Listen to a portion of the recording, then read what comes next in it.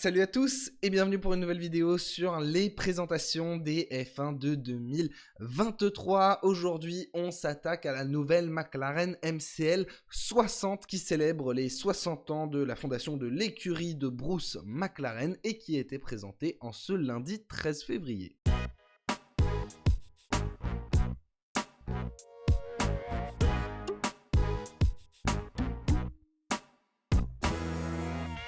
McLaren, c'est une écurie historique dans l'histoire de la Formule 1, la deuxième plus grande, après Ferrari, tout simplement 12 titres pilotes, 8 titres constructeurs, plus de 180 victoires. Mais c'est une écurie, il faut le dire, en reconstruction depuis quelques années, et notamment depuis un passage raté à l'ère hybride, une collaboration manquée avec Honda. Depuis que l'écurie a été reprise par Zak Brown en 2017, il y a eu une vraie progression. Ils sont montés en puissance jusqu'à la 3e place du championnat du monde des constructeurs en 2020, 4e en 2021.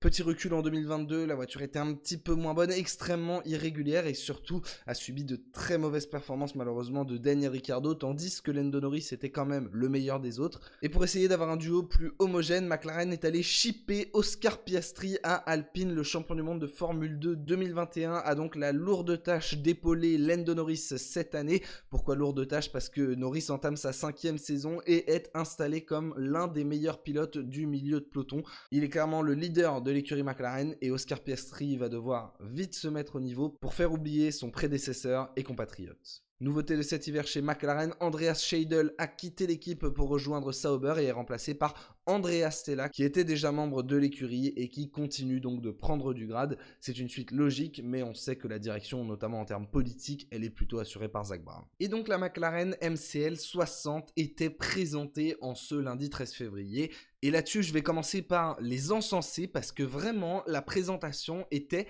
parfaite, c'est exactement ce qu'on demande d'une présentation, surtout pour une écurie comme McLaren qui peut s'appuyer sur son histoire, et on a eu le droit à 2 belles vidéos de présentation avec un aspect historique vraiment développé, des témoignages très sympas, sans que ce soit trop long, c'est-à-dire qu'ils ont réussi à jouer sur l'histoire sans non plus trop appuyer. On a eu aussi un mot des pilotes, un mot de Zak Brown et d'Andrea Stella, mais pareil, on ne s'est pas éternisé, la présentation au total a duré 20 minutes, on a vu la voiture assez rapidement, franchement, c'était top.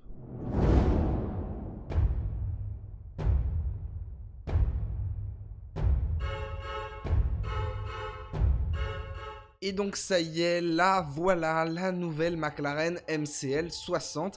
Et personnellement, ce qui m'a sauté aux yeux, c'est le côté technique qui se voit énormément par rapport à la livrée. Mais on va commencer par faire un petit point sur celle-ci. Bon bah de toute façon, ça va pas prendre énormément de temps puisque, comme vous l'avez à l'écran, ça n'a pas beaucoup changé par rapport à l'année dernière. Voilà, on va pas se mentir, les designers ne se sont pas foulés. Sur l'avant, il n'y a rien qui change à part le numéro qui a été un petit peu restylisé et qui est en noir. Franchement, je trouve que c'est mieux. L'avant, honnêtement, je le trouve assez sympa. Pareil, la transition au niveau du halo est assez cool. Maintenant, sur l'arrière, il y a beaucoup de noir. Donc, bon, ce sera pas peint, bien évidemment, ce sera du carbone. Quand on a du noir sur les monoplaces, on en a déjà parlé bien souvent, c'est pour ne pas les peindre et laisser donc du carbone et ne pas avoir le poids d'une peinture. Oui, on est au gramme près en Formule 1. Et donc, il y a une sorte de gros trou qui est laissé par McLaren avec le 60 qui remplit un petit peu, mais en même temps, il est un petit peu bizarre ce 60. Enfin, les couleurs sont un peu curieuses. L'aileron arrière en orange, honnêtement je valide, je trouve ça très sympa. Je sais pas s'il le restera toute la saison parce que peut-être qu'ils vont vouloir également le poncer pour gagner du poids. Mais la césure au milieu entre le orange, la ligne bleue et la grosse partie noire est un peu bizarre. Et ce qui me dérange aussi forcément, bon, ça c'est une bonne nouvelle pour eux, mais c'est qu'il y a énormément de sponsors, vraiment il y en a de partout, et ils sont pas tous magnifiques quoi. Le chrome, moi désolé, je suis pas fan. En fait cette voiture c'est un peu trop quoi, il y a trop de trucs, et même si elle a un peu son style à elle, il n'y a pas d'identité je trouve qui imprime. Dites-moi ce que vous en pensez dans les commentaires, mais personnellement, je sais pas, il y a encore un petit truc qui me dérange.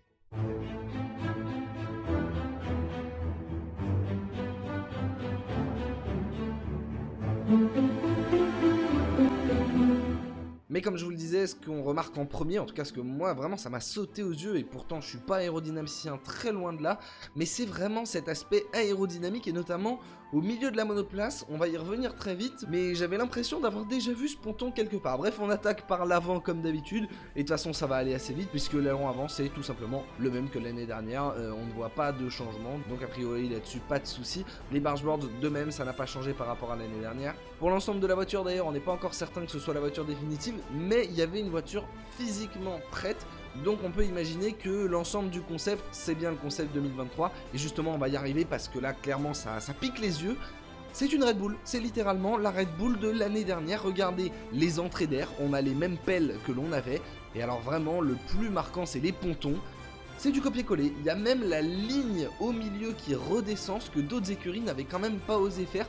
Beaucoup ont plagié le concept Red Bull, forcément c'est l'écurie championne du monde en titre, ça paraît logique, avec un ponton qui redescend vraiment sur l'arrière, bien séparé du capot moteur qui lui est beaucoup plus loin et pousse vers l'échappement. Mais là McLaren donne vraiment l'impression qu'ils sont allés jusqu'à plagier dans les moindres détails avec, bah oui je vous le disais, cette ligne au milieu qui est vraiment caractéristique de la Red Bull. On a l'impression d'avoir déjà vu cette voiture quelque part.